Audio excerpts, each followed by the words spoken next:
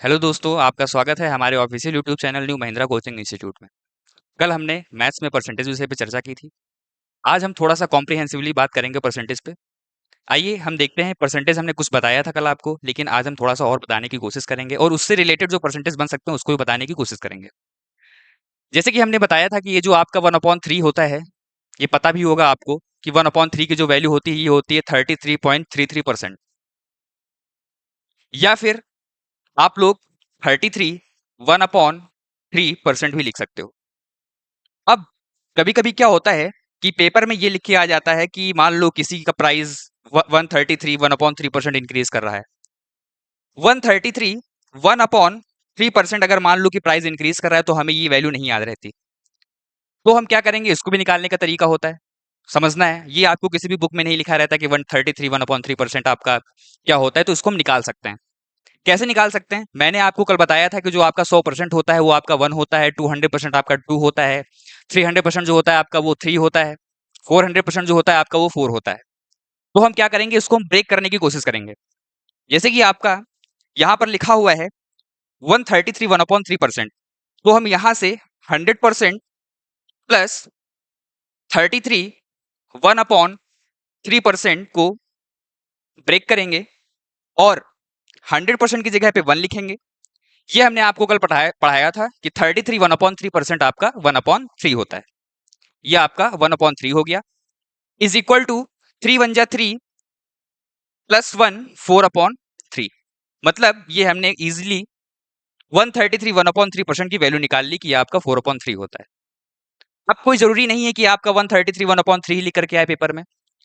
233 1/3% भी हो सकता है, 433 1/3% भी हो सकता है। तो आप ब्रेक करेंगे, यहाँ पे 133 1/3 लिखा है, अगर 233 1/3% हो जाता तो हम यहाँ पर ब्रेक करते, जैसे हमने यहाँ पे 100% लिखा है, आपको वहां पर 200% प्लस 33 1/3%, 200 की जगह पे आपको 2 लिखना है, प्लस 33 1/3 की जगह पे आपको 1/3 लिखना है। फिर जैसे हम लोग मल्टीप्लाई करते हैं, 3 2 जा 6 हो गया, प्लस 1 मतलब 7/3। इसी तरह आपको सारी वैल्यूज निकाल लेनी। अब हम देखते हैं आगे और भी परसेंटेज होते हैं, आइए हम आप बात करते हैं थोड़ा। जैसे मैंने बताया था कि जो आपका ये 1/6 होता है, ये होता है 16 2/3%। मैंने आपको 1/7 भी बताया था। जो आपका 1/7 होता है ये आपका 14 2/7% होता है। ये सारी परसेंटेज वैल्यू होती है, याद होनी चाहिए। 1/8 जो होता है, हमने आपको बताया था कि ये जो 1/8 होता है ये होता है 12 1/2%।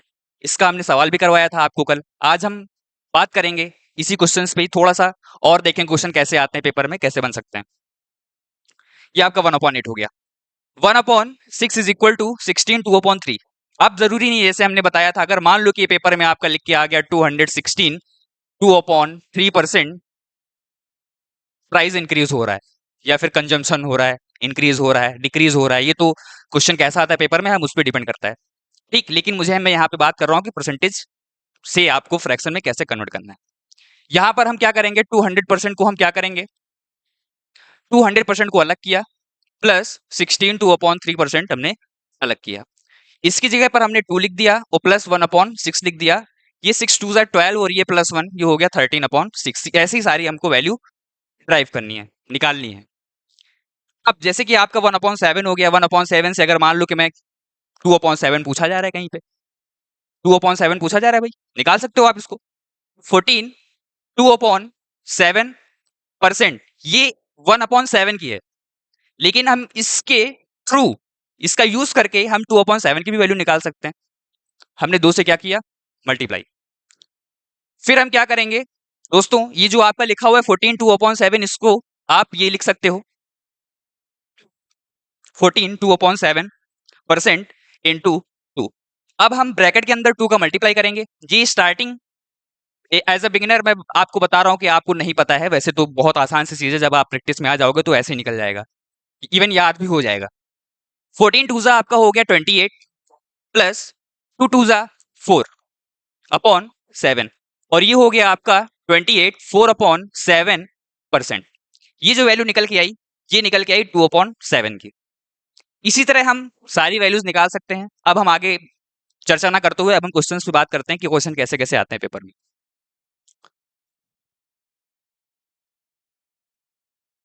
देखिए दोस्तों, सेकंड नंबर ये क्वेश्चन आपका है, जैसे कि लिखा हुआ है इंग्लिश मीडियम में, अगर जो कोई है तो आप इंग्लिश में भी क्वेश्चन रीड कर सकते हो। लिखा हुआ है कि if 64 is added in a number, then number becomes 157, 1/7% of itself.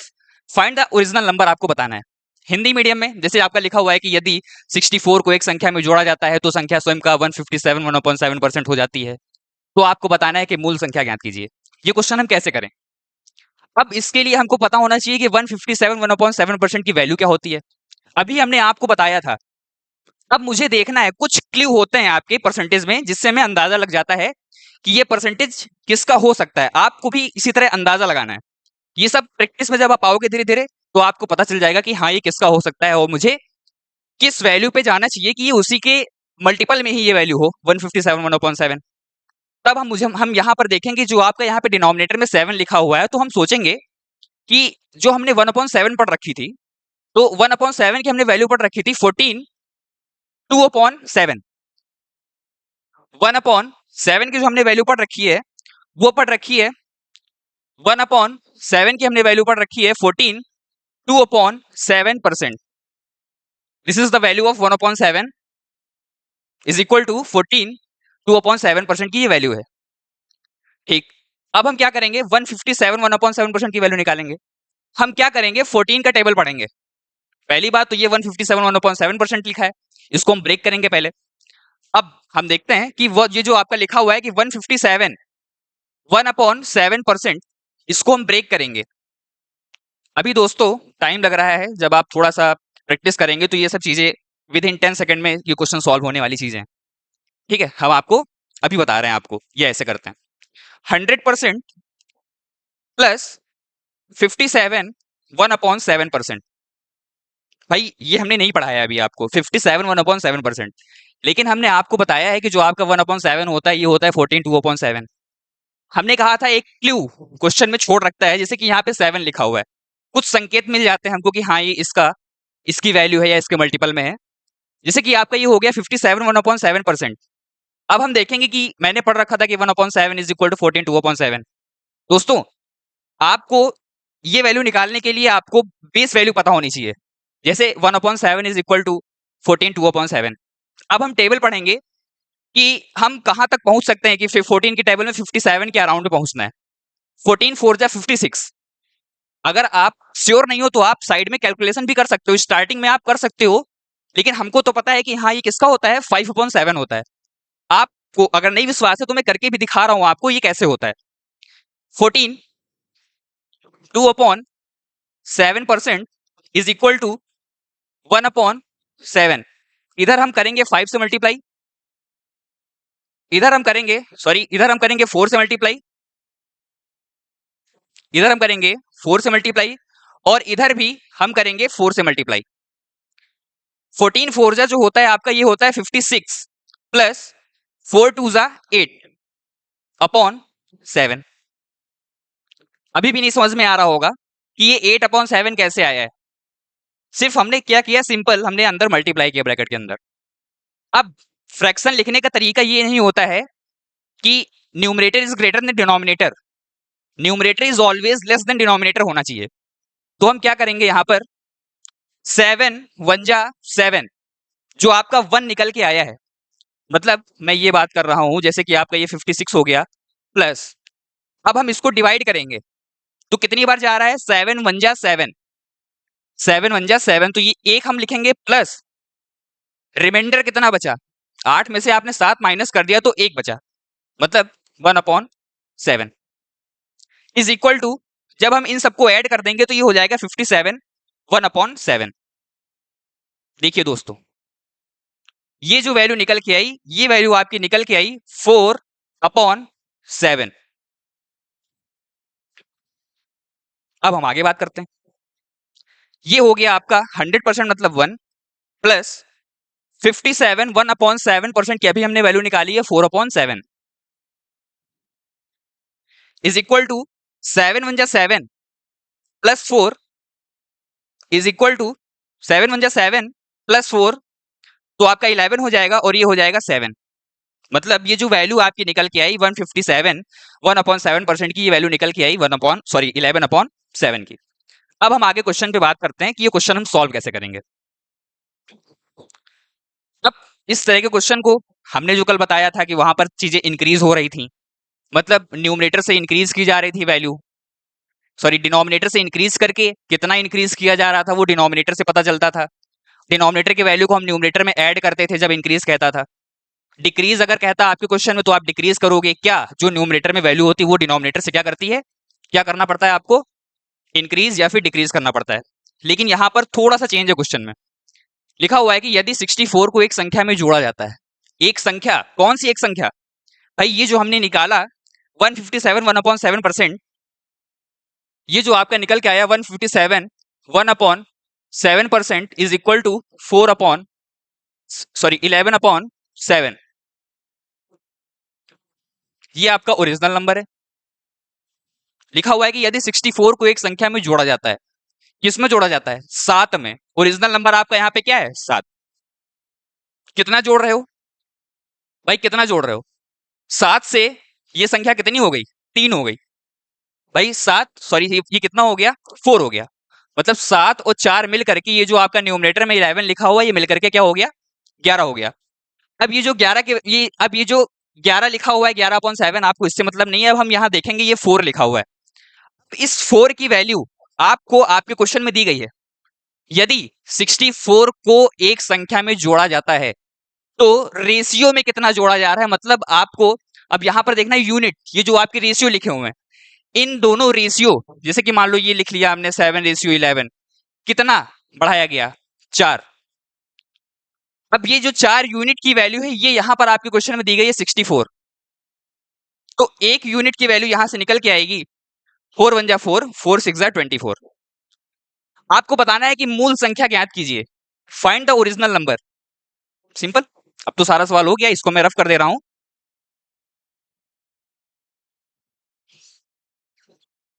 अब क्या करना है आपको, 7 की वैल्यू निकालनी है। 7 16 इंटू 7, ठीक है दोस्तों। यहां पर आपको बताना है कि मूल संख्या, ठीक।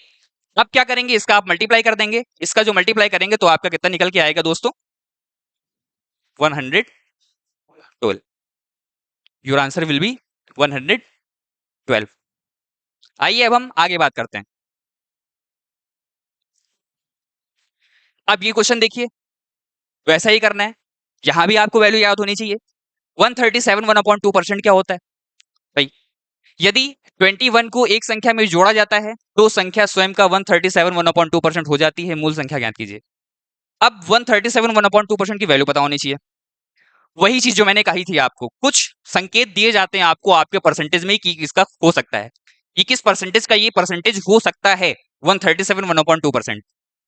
अब ये जो आपका लिखा हुआ है कि 137 1/2%, वही चीज इसको भी ब्रेक करना है आपको, 100% प्लस 37 1/2%। ये जो आपका होता है 100%, ये हो गया 1। ये हमने नहीं बताया, लेकिन हमने बताया है आपको कि 1/8 जो होता है वो होता है 12 1/2%। 1/8 की हमने वैल्यू बताई, ये जो आपका होता है 12 1/2% होता है। भाई हमने ये बताया है आपको। इसी की हेल्प से हम क्या करेंगे, 37 1/2% की वैल्यू निकाल लेंगे। सिंपल। तो हम क्या करेंगे, अब इसको हम पेपर में थोड़ी नहीं कि हम पेपर दे रहे हैं और यहां पर हम ये सब करेंगे, इतना टाइम नहीं है दोस्तों वहां पे, ठीक। अब हम क्या करेंगे कि देखेंगे 12 के मल्टीपल में कितना है, मतलब 37 से हम उसके अराउंड, 37 के अराउंड 12 में हम कितना मल्टीप्लाई करें कि उसके पास तक हम पहुंच जाएं। अब हम 12 का टेबल पढ़ेंगे, 12 1 जा 12, 12 2 जा 24, 12 3 जा 36, मतलब 3 के आसपास हम पहुंच रहे हैं। तो यहां पर क्या करेंगे हम, देख लीजिए हम पूरा सॉल्व कर दे रहे हैं अभी। इंटू 3, मतलब ये इसका 3 टाइम्स, किसका 1/8 का 3 टाइम्स वैल्यू है क्या, 37 1/2%। 12 3 जा 36, फिर इसका मल्टीप्लाई करोगे, ये हो जाएगा आपका 3/2। दोस्तों वही प्रॉब्लम यहां पे भी है, numerator is always less than denominator होना चाहिए। तो आप क्या करोगे, 2 1 जा 2, एक बार पूरी पूरी वैल्यू कैंसिल हो रही है तो आपको क्या करोगे, यहां पर जो आपका 1 निकल के आएगा, इसको आप क्या करोगे 36 में एक ऐड कर दोगे तो ये हो जाएगा 37, और यहां पर जो आपका रिमाइंडर बचेगा 3 में, वो बचेगा यहां पर 1 अपॉन 2%। मतलब इसकी वैल्यू क्या निकल के आई 3/8। ये जो आपकी वैल्यू निकली ये है 3/8, 37 1/2%। अब हम क्या करेंगे, इसकी जगह पे पुट करेंगे क्या 3/8 इज इक्वल टू 8 1 जा 8 और 3 11/8। अब हम क्या करेंगे, वही सेम चीज जो हमने अभी पिछले क्वेश्चन में बात करी, वही सेम चीज यहाँ पे भी। यदि 21 को एक संख्या में जोड़ा जाता है, एक संख्या जो दोस्तों बोल रहा है ना, वो किसमें ओरिजिनल नंबर में जोड़ा जाता है। ये 8 आपका ओरिजिनल नंबर में क्या जोड़ा जाता है कि संख्या 11 हो गई। इसके और इसके जो बीच का डिफरेंस होता है ये क्या हो गया आपका 3, और क्वेश्चन के हिसाब से यहां पर जो 3 यूनिट की वैल्यू हो वो क्या है 21। तो जो 1 यूनिट की वैल्यू निकल के आएगी वो निकल के आएगी यहां पर 7। अब आपसे पूछा है कि मूल संख्या बताइए, फाइंड द ओरिजिनल नंबर। तो फाइंड द ओरिजिनल नंबर मतलब 8 यूनिट की वैल्यू बतानी है, मतलब 7 × 8 इज इक्वल टू 7 8 जा 56 सी नंबर। आइए एक क्वेश्चन पे और हम बात कर लेते हैं। 4 नंबर, वही सेम चीज दोस्तों। भाई जिसको परसेंटेज याद होगा उसका 10 सेकंड में हो जाएगा। पेन उठाने की भी जरूरत नहीं है इन सब क्वेश्चनों में, ये तो मैं बता रहा हूं क्योंकि मैं पढ़ा रहा हूं अभी आपको। यदि 930 को एक संख्या में जोड़ा जाता है तो संख्या स्वयं का 444 से ही 4/9% हो जाती है। मूल संख्या बताइए। मैंने आपको बताया था कल, ये जो आपका 9 होता है 1/9 इज इक्वल टू ये होता है 11.11%। 1/9 2/9 क्या होगा, इसी का 2 टाइम्स 11 2 22.22%। 3/9 जो होगा ये होगा 33.33%। पढ़ा है आपने 1/3 बराबर क्या होता है 33.33%। भैया ये 1/3 ही तो लिखा हुआ है, 3 1 जा 3 3 3 जा 9 इज इक्वल टू 1/3। ये देखो दोस्तों, ये तो आप पढ़ चुके हो पहले, ठीक है। ये आपका 2/9 3/9 4/9 की जो वैल्यू निकल के आएगी इसी के 4 मल्टीपल में 11 4 जा 44.44%, या फिर आप इसको ये भी लिख सकते हो 44 4/9%। आपको दोनों याद रखनी पड़ेंगे पेपर में। अब देखो आपको इस फॉर्मेट में लिखा हुआ है, हमने याद किया इस फॉर्मेट में, समझ में नहीं आ रहा है ये कैसे हो गया, ऐसे आया दोस्तों। अब हम बात करेंगे कि स्वयं का 444 हो गया। अब हम वही सेम चीज जो हमने बताया था, हमने ये सब स्टार्टिंग में इसीलिए बताया था कि 100% बराबर 1 हो जाता है, 200% बराबर आपका 2 हो गया, 300% बराबर 3 हो गया, 400% बराबर 4 हो गया। तो 400% बराबर 4 हो गया। अब हम इसका यूज करेंगे यहाँ पे, जो चीजें आपको बताई जा रही हैं वो उसका हम यूज करेंगे आगे। 444 4/9% इज इक्वल टू 400 को ब्रेक कर लिया, मतलब अलग कर लिया, 400 निकाल लिया यहां से, परसेंट प्लस